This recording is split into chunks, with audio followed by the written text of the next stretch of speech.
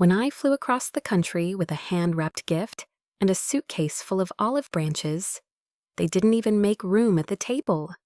My sister glanced up from her phone and said, "Oh, you came." Like I was the weather, something she didn't invite but had to tolerate. My name is Elena. I'm 32. I'm the oldest daughter in a family where silence wasn't golden. It was ammunition. If you cried, they won. If you spoke up, you were the problem. So I learned to stay quiet, invisible, but useful. I helped raise my siblings, drove my mother to night shifts, took on extra shifts to cover rent when Dad misplaced his job again. I did everything right. And still, I was always a guest, never a daughter. The last time I saw them was my nephew's birthday, 7 years old. He loved dinosaurs, still does. I used to draw them for him on printer paper with crayon and Sharpie outlines. I'd tell him stories about the T-Rex who didn't like meat, the Triceratops who didn't like crowds. He called me Aunt Elle like it was a badge of honor. I sent him a Lego set from his wish list a month early, paid for catering when my brother forgot. And then, like a fool, I showed up. I was 2 hours early because I flew standby. The flight was bumpy. The Uber driver was silent, and the house smelled like resentment and overcooked meat. No one hugged me. No one asked how I'd been. My mother handed me a tray of paper cups and said, "Make yourself useful." I did. I handed out cups, refilled the ice, smiled at relatives who forgot my name. Then my sister's friend asked, "So what do you do now?" And before I could answer, my brother chimed in. "She's between jobs, living off vibes and charity." He laughed. The room laughed with him. I didn't. I just looked at him, and he looked away. The truth? I run a consulting business. Quietly, I don't post about it. Don't flaunt numbers. But it's real and successful.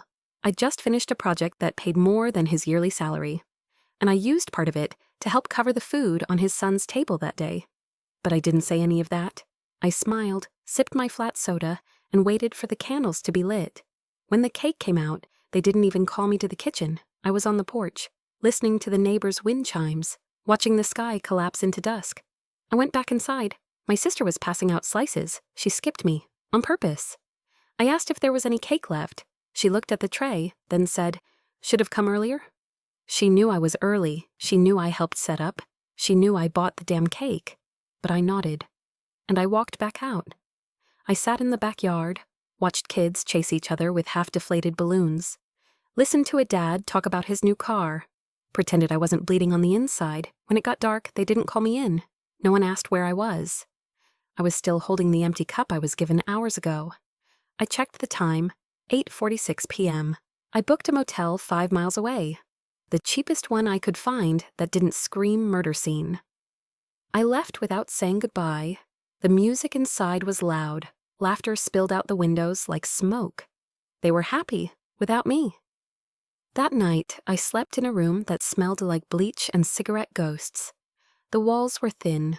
The bed creaked every time I breathed. But at least it was mine. I didn't cry. I didn't call anyone. I just stared at the ceiling, watched the fan spin, listened to the quiet. It was the first time in years I felt peace. Real, hollow peace. The next morning, I woke up before my alarm, brushed my teeth in silence, put on the same clothes, tied my hair back like armor. I dropped off the leftover gift, a small envelope tucked with a $200 card and a sketch I made for my nephew. He liked dinosaurs. No one was awake. So I slid it through the door slot, got back into the Uber, and left. The driver didn't speak. I was grateful for that. Words felt too loud. At the airport, I ordered a coffee I didn't drink, sat near a window, and watched other people get picked up, dropped off, missed, welcomed. No one was waiting for me. I turned off my phone, not because I was angry, but because I didn't want the silence to sting. I wanted to choose it first. On the flight home, I kept thinking about my place in that house, how I always stood at the edge of the frame, never quite in the picture, never asked to pose, but always expected to smile. When I got back to my apartment, I opened the fridge. Half a bottle of wine, 2 eggs, leftover takeout. It felt like luxury. Everything was mine. and no one could take it. I unpacked, washed my face, sat on the floor, and started deleting. The family group chat, muted, my sister's number, blocked, my mother's voice messages, archived, then gone, not out of hate, but to breathe. I realized something strange. When you grow up needing crumbs, even silence feels like starvation. But I wasn't starving anymore. I had my own table, even if it was small and scratched and wobbly. That night, I cooked myself eggs, drank the rest of the wine, watched a documentary about volcanoes erupting underwater. It was beautiful, quiet destruction, sudden, complete, like something you don't see until it's already over. That's what I felt like, a rupture that happened years ago. But no one noticed until the ash started falling. They didn't text me, didn't ask if I made it home, didn't say thank you, didn't say goodbye. I wasn't surprised, but I was done. No more flying out, no more paying up, no more walking into rooms that didn't want me. I wasn't angry, I wasn't hurt, I was emptied. And in that emptiness, I finally saw what was always true. I didn't belong there. I didn't slam the door. I didn't say goodbye. I just left. And no one came after me. The first few weeks felt strange, not quiet, just empty. Like the absence of noise after a fire alarm finally stops. Your ears keep ringing, your body still flinches, but there's nothing there. I stopped checking my phone. No one texted anyway. The only notification I got was from the weather app. Rain, followed by more rain. I liked the rain.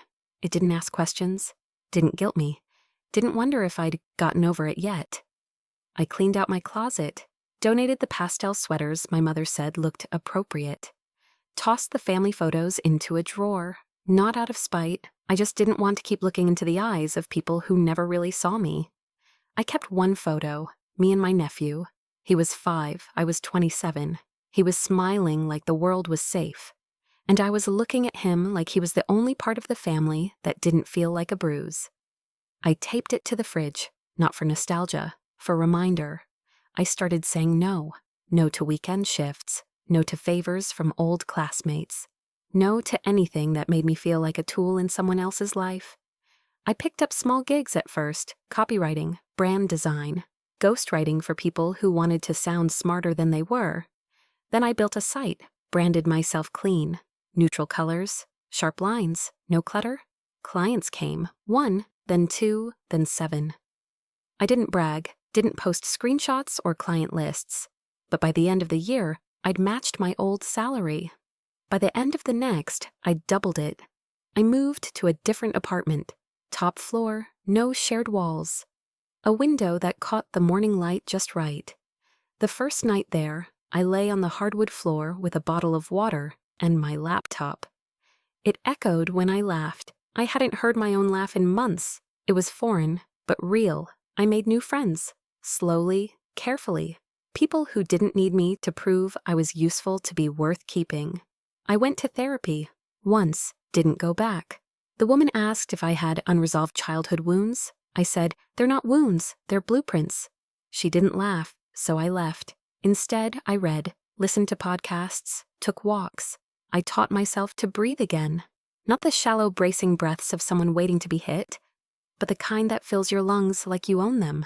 I changed my number, not because I was hiding, but because I was done waiting for someone to remember it. The group chat remained dead. Birthdays passed, holidays too. I stopped checking their socials, stopped trying to decode photos and captions like a locked diary. My mother posted a throwback once, a blurry picture from the beach. I wasn't in it. Her caption said, "My whole world." I guess I was on the outside of it. My brother got a new job. He updated LinkedIn like it was the Pulitzer. People commented, "Proud of you, man." He liked everyone. My sister got engaged, a ring shot with chipped nails. Someone asked if all her sisters would be bridesmaids. She replied, "Just the ones who show up." I didn't reply, didn't flinch, didn't care. I bought myself a ring, simple gold, a promise to myself. I would never again beg to be chosen. I paid off my credit card, then my student loans. Then I sent myself flowers, no note, just the act. One night, I saw a little girl in the coffee shop. She was coloring dinosaurs on a napkin, T-Rex with purple wings. Her mom looked tired. She reminded me of mine, not in the sharp way, in the softness buried underneath. The girl smiled at me, offered her drawing. I said, "It's beautiful." And I meant it. She said, "You can keep it?" Like she was giving me treasure. I took it, put it in my journal. It's still there. Next to a receipt for printer ink and a quote I once heard in a dream. Some people are homes, some people are maps, some people are exit signs. I wasn't anyone's home, not anymore, but I was my own map, my own exit sign, and it was enough. 3 years passed, then 4, then something happened. It was subtle, an email, subject line. Regarding Mom, no greeting, no apology, just those words. I didn't open it at first. I stared at it for 3 days, then I clicked. She was in the hospital, minor stroke, recovering. Family needed help with arrangements. No one said my name. No one said please. Just links, schedules, numbers. I closed it, made tea, sat on the balcony, watched the sky do nothing. Then I opened it again. Not because I missed them, but because I wanted to see what silence taught them. I replied with one line. "What do you need?" My sister answered. Too fast, too familiar. I wondered if she'd practiced the message before sending. They wanted me to fly in, again, to help sort documents, insurance, bills. I didn't say yes, but I didn't say no. I booked a flight, chose the one with the longest layover. More time in the air, more time to decide. I didn't bring a gift, didn't pack soft clothes, just my laptop and a folder with copies of everything they forgot I helped pay for. The return wasn't dramatic. There was no welcome, just a hospital hallway that smelled like bleach and regret. My mother was asleep when I arrived, hair thinner, face smaller, like time had chewed on her. I sat, didn't touch her, didn't speak. My brother came in, didn't meet my eyes, said, "Glad you made it?" I didn't answer, just nodded. We sat in silence. He left first. My sister asked if I'd stay for dinner. I said, "No," and walked out. That night, I stayed in a hotel downtown, paid extra for the corner room, wrapped myself in sheets no one else touched, ordered dinner for one, ate it slowly, watched the city flicker through the glass. No one texted, no one checked in, and for once I didn't feel invisible. I felt untouchable. They needed me, but I didn't need them. I wasn't angry. I just wasn't theirs anymore.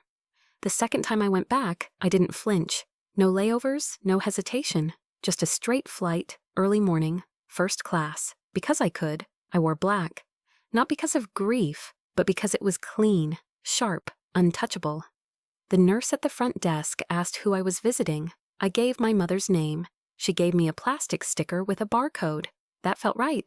My sister was already there, hair perfectly curled, voice soft, too soft, like she wanted people to overhear and think she was kind. She looked up when I entered, paused, and said, "You look different." I didn't answer. There was no question in her voice. I stood by the window, watched the sunlight hit the tile floor. Nothing in this room felt like home. My brother arrived 30 minutes later, holding coffee like a peace offering. He handed it to me. I didn't take it. He placed it on the tray table and said, "She's better now, mostly stable." I nodded. He kept talking. I kept not answering. It was quiet. That made them nervous. Eventually, my sister broke. She leaned forward and whispered, "You're still upset, huh?" I turned, looked her in the eye, and said, "I'm not upset. I'm done." That landed hard. She blinked, sat back, said nothing else. Later that day, we met with a social worker. Insurance forms, power of attorney, wishes for the estate. They expected me to handle it. I could see it in the way they waited, in the way they passed the papers toward me. Like I was still their fixer. Still the invisible assistant they never paid. I didn't touch the forms. The social worker asked who would take the lead. I said, "Not me." My brother glanced over, confused. "But you're good at this stuff." I shrugged. My sister forced a smile, said, "She's just tired." She's always been the responsible one. I said nothing because I wasn't tired, and I wasn't theirs. We finished the meeting. They lingered. I left. Outside, the air was cool. Not fresh, just different. It didn't carry the weight of their expectations. I walked down the block, got a tea from a corner cafe, sat in the back where no one could see me. and breathed. My phone buzzed. An unknown number. I let it ring. Later, I saw the voicemail. It was my mother's voice, shaky, software. She said 5 words, just 5. Did you ever forgive me? No context, no name, just that. I didn't cry, didn't smile. I just sat there, stared at the street, watched a dog bark at pigeons like it mattered. Forgiveness. It's funny. People always want it after the damage is done. Like a key that unlocks nothing. I didn't delete the voicemail. I didn't reply either. Instead, I called a lawyer, asked a question I never thought I'd say out loud. How do I change a will? He asked whose. I said mine. Because if this moment taught me anything, it's that silence protects nothing. I didn't want them near my name, not even in print. A week passed. I stayed in the city, worked from the hotel, walked through the old neighborhood once. The diner was gone, the bookstore closed, but the streets still remembered me. I passed by our childhood house. They sold it. Some young couple lived there now. A tricycle out front. Curtains drawn. No ghosts, just upgrades. I didn't stop, didn't take a photo, just kept walking. The next family event was a wedding. My brothers, they sent an invitation. Formal, embossed. It said, "We'd be honored to have you." I stared at the word honored. Funny, IRSPED. Not out of interest, but curiosity. I wanted to see what they thought of me now. The venue was nice. Golf course, string quartet. Everyone wore smiles that didn't reach their eyes. When I arrived, I turned heads. Black dress, low heels, eyes like stone. Someone asked if I was with the bride or groom. I said, neither. They laughed like it was a joke. My sister saw me first. Her expression cracked for half a second, then reset. She walked over, tried to hug me. I stepped back. She whispered, "Still holding grudges?"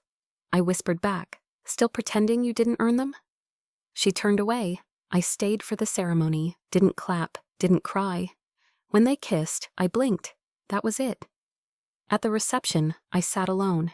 Near the edge of the tent, the server kept trying to refill my glass. I let him. My cousin, the one they never liked, sat next to me. She said, "Glad you came? I wasn't going to come either." I looked at her, said, "Why did you?" She shrugged. "Curiosity, same as you." We clinked glasses, said nothing else. Later, my brother approached. Loosened tie, too much wine. He said, "I've been meaning to talk to you."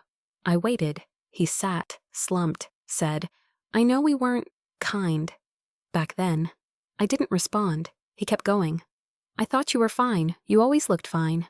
"I didn't know you were hurting." I said, "You didn't ask." He flinched, nodded, then asked what I did now. If I was still in marketing, I said, "No."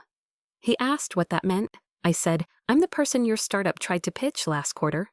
He blinked. I smiled, just a little. Not out of pride, out of distance. He said, "Oh, wow." That was it. No apology, no real acknowledgement. Just wow. He asked if I wanted to invest in a house project he was working on. I stared at him. He fidgeted. Tried to make it sound casual. I said, "No."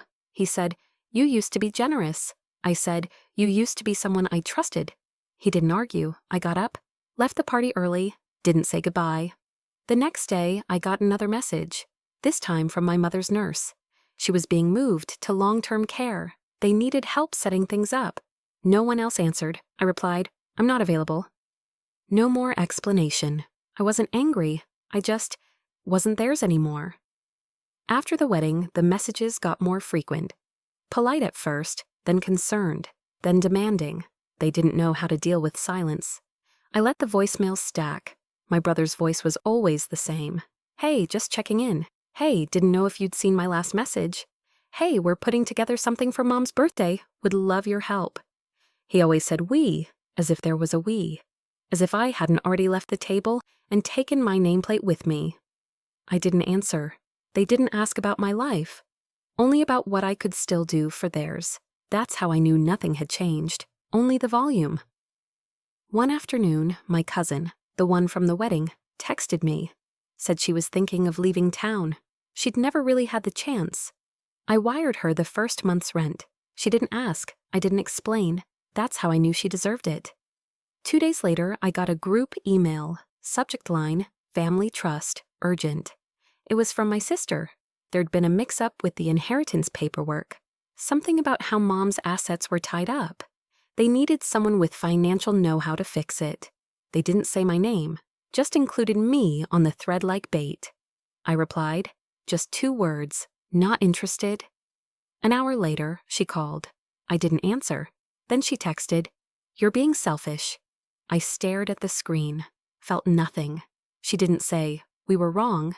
She didn't say, "I'm sorry," just, "Selfish," because I wasn't giving any more. That's the part that broke them.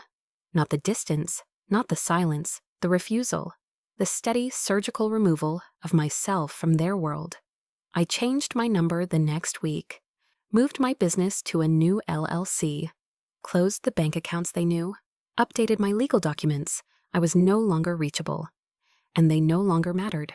But some things still needed closure, like the will. I met with my lawyer again, sat across the table in his downtown office, told him I wanted everything documented clearly, no family access, no appeals, no loopholes. He asked, "Do you have any dependents?" I said, "Just causes." We drafted everything, scholarships, shelters, a tiny language school in Laos where I'd spent 6 weeks after leaving home. I gave money to people who would never know my name, but would feel the absence of my pain. And I left one letter, just one, to a girl who once lived in a house where no one listened, where birthdays were forgotten, but chores weren't, where silence was safer than honesty. The letter was to myself, post-dated, buried in the file.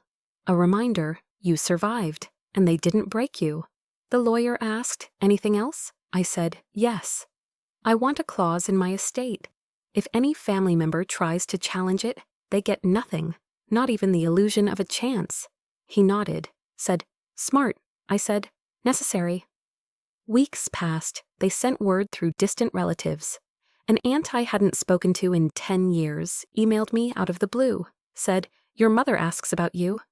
I didn't respond, because mothers don't get to ask about daughters they never protected.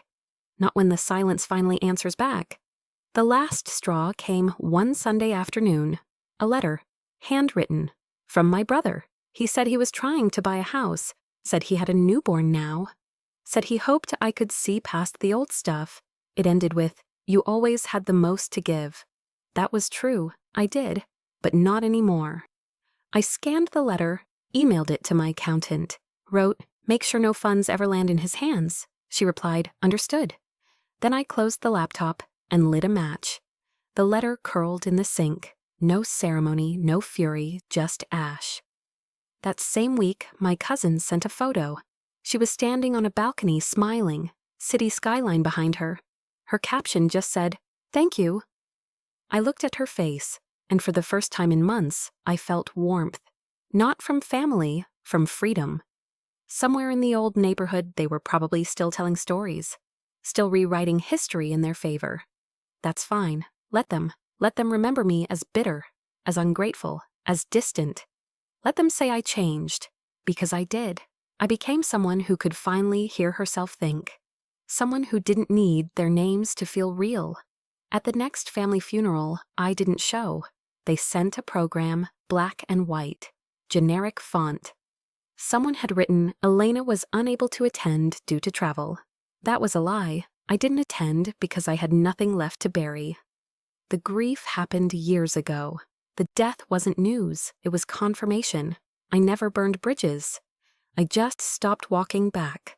And when people asked what happened to me, why I never came home, why I never forgave, why I never answered, I let them wonder. Let them invent reasons that made them feel better. Because the truth was simple. They thought I was still the quiet girl, the one who would come when called, give when empty, stay when unseen.